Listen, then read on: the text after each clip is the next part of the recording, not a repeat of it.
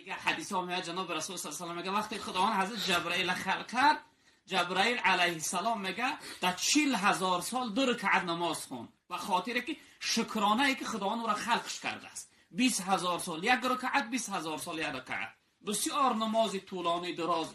وقتی نماز تیار کرد میگه دعا کرد، گفت پروردگارا یگان بنده داری که به اندازه من تر عبادت کرده باشه، تر عبادت زیاد وقتی دراز. میگه خداوند گشت گفت که ای جبرائیل، گفت من تو را و تمامی هستی دنیا را به خاطر یک شخصیت خلق کردم، نامش محمده صلی الله علیه وسلم.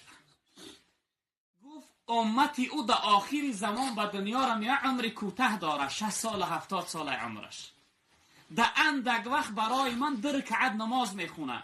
همون 2 رکعتی که میخونه پرای کمبودی های، پرای سهو و خطا های در نماز، فکرش در کار دنیا های. نمازش به زوری میخونه، مجبوری میخونه. گو ای جبرائیل به خاطر حبیبم، به خاطر محمد، گفت همون 2 رکعت نمازی امتی او که پرای کمبودی های 40,000 ساله تو بهترش میدونم. گفت همون 2 رکعت نمازی پرای کمبودی را 40,000 ساله عبادت تو بهتر. ببینه که خداوند چی مقام، چی قدر برای ما داده است.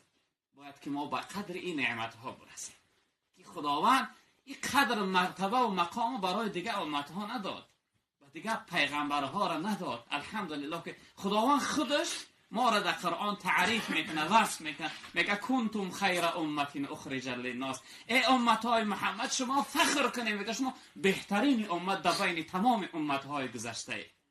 124,000 امت گذشتگی های در بین 124,000 امت میگه ای امت های محمد شما بهترین امت هستی. در شب معراج وقتی جناب رسول الله به خداوند صحبت میکنه، گویا پروردگار من بهترین پیغمبرها، امتم بهترین امتها، چی سبب ای که امت من در آخر دنیا به دنیا را آوردی و برای چی که برای امت من عمر کوتاه دادی. میگه خداوند گفت که ای حبیبم، گفت ای محمد، گفت امتی تر در آخر دنیا به دنیا را آوردم که چی کم در خاک خواره و در گور کم خواره، وقتی که بندگی کرد اندک وقت بزگره و ایس قیامت شد و در حال با او را در جنت بدرارمش. نباشه ای دور حضرت آدم و نوح میبودی ولی 4-5 هزار سال شد که این لحظه در خاک خواب بودی و عمر کوتاه دادم برای امتت که در دنیا کم گناه کنه، در دنیا گناه کم کنه. ببین که خداوند مهربانشه. جناب رسول اکرم صلی الله علیه و میگه که اهل الجنه 20 و 100 صف 80 من هذه الامه. میگه در روز قیامت جنتی ها 120 صف میشوند. اگه خداوند عدد او را خودش میدونه، میگه 80 صف جنتی ها امت های منن. 120 صف 80 تاش امت های منن، 40 صف دیگهش امت های دیگه پیغمبرها. نگاه کنید که چی مرتبه و مقامی بلند. یا در حدیث دیگه میگه ان الجنه حرمت علی الانبیاء حتی ادخلها. میگه جنت درمدنش حرامه برای تمام پیغمبرها حتی که من ندارم. میگه و حرمت علی الامم کلها حتی تدخلها امتی. میگه برای تمام امتی گذشته درمدن جنت حرامه تا امتی من در اون نداره. ببینید فضیلت و مقام و مرتبه را خداوند برای ما داده است. باید به قدر ای برسیم، شکرانش به جا بیاریم. جنت برای حتی در آیتی که در سوره وضحا خونده ولسوف یعطیک ربک فترضی، خداوند گفت در برابر گناهکارای امتت ای محمد، گفت ترا خودم راضی میگردم، چندی که شفاعت کنی کدومشه که بخواهی من ای دوزخ خلاص مینم به سبب شفاعتی تو. میگه جناب رسول الله را پرسیدن که در کدام حالت ای پروردگار راضی میشه؟ گو ان لا ارضا و واحد من امتی فی النار. گو من ای پروردگار راضی نمیشم اگر یک امتم در دوزخ بمونه، اگر یک امتم در دوزخ بمونه. گو من ای پروردگار تا آخرون گناهگار امت مگو ای دوزخ نگیرم، من جنت نمیرم. ببینید دلسوزی جناب رسول اکرم صلی الله علیه و سلم. وقتی در روز قیامت جبرائیل میگه ای خاک میخیزونش، میگه قم یا حبیب الله، قم یا صفی الله، ای حبیبی خدا، ای صفی خدا، ای نبی خدا، بخی ای خاک. میگه جناب رسول الله نمیخیزه. بعد خدا میگه ای جبرائیل او را به این ما فریاد نکن، او را بگو که بخی ای غمخوار گناهگارا، خب بگو یا شفیع المذنبین، ای دلسوز غمخوار گناهگارا بگو. میگه وقتی حضرت جبرائیل میگه ای شفیع ای غمخوار گناهگارا، جناب رسول میگه ای خاک میخیزه، خاک ها ایریش ای رخساره هاش میریزه، میگه هر سو میکاوه. جبرائیل میگه چی میگه؟ میگه امتام دا گجاهن. من در خاک خواب بودم، خداوند به امتهای من چی کرد؟ اونا را گجا برد. اونا همش امید شفاعتی من داشتن. میگه جبرائیل میگه قسم به عظمت و جلال الله، یکمین شخصیت ای خاک خسته است امتات همه خواهند. میگه جناب رسول الله میگه ای جبرائیل، میگه قسم به عظمت و جلال الله، میگه امروز میون من محکم میبندم از قفای کار بار گناهگارای امت میشه. ببینید که چی پیشوای دلسوز در روز قیامت تمام پیغمبر میگه نفسی نفس ای پروردگار خود ما خلاص کن.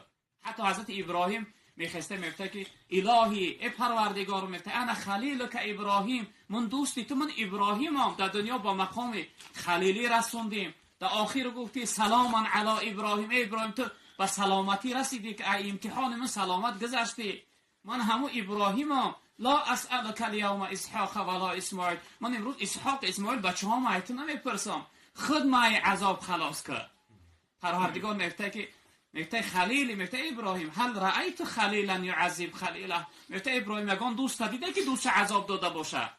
میگه پروردگار قهر غضب اترا دیدم، دوستی خود ما فراموش کردم. تمام پیغمبرها حضرت یعقوب میگه پروردگار هم یوسفه که ای داغش سوخت و مکور شدم، هم یوسف امروز در کارم نیست، خودش میدونه جواب گویش، خود ما خلاص کرد. تمام پیغمبر میگه که نفسی نفس، ای پروردگار نفسی خود ما خلاص کرد. جناب رسول اکرم صلی الله علیه و گریه کرده میخسته ایجاش می اومده به نزد عرش پروردگار، سر در سجده می اومده، با چنان میگه میگریسته که ای گریه جناب رسول میگه عرش و لوح و قلم همه در گریه میزدن، جنت و دوزخ همه در گریه میزدن، میگه در لرزه میزدن. حتی میگه عرش میگه که ای پروردگار این محمد چیزی میگه بتیش که گریه ای دلهای ما را پاره پاره کرد، دیگه طاقت شنیدن گریه را نداره. جناب رسول الله میگه که ای پروردگار، میگه من امروز رنگ دیگه پیغمبرها نفس خود من نمیپرسم، من ای امت ها میپرسم، امت ها ما ای عذاب خلاص. بعد خدا میگه که حبیبی محمد، میگه ای جان ای محمد، میگه ارفع رأسک، سرت بردارک، سرت بردار ای سجده، دیگه گریه نکن، بردار سرت. قل یسمع، بگو چیزی میگوی گوشت میکنم، سل تعطى، بپرس چیزی میپرسی برای تو میتونم، و شفاعت و شفاعت که امروز شفاعت کنندتی. وقتی همه را حساب کتاب میکردن، میگه جناب رسول الله صلی الله علیه و سلم همراهی دیگه پیغمبرها و مؤمنها میبردن در جنت داخل میکردن. یک گروه گناهگارای امت خداوند برای نشون دادن که اگر همین پیغمبرتون نمیبود حال شما بود چی بود، عذاب شما چی بود، دوزخ میبرده. بعد جناب رسول الله صلی الله علیه و سلم در جنت داخل شدگان، قطع حضرت آدم علیه السلام و حضرت نوح دیگه پیغمبرها در گیردش، میگه جناب رسول در یک تختی بلند نشسته، حضرت آدم در طرف راست، حضرت نوح در طرف چپش، در حدیث میزگره.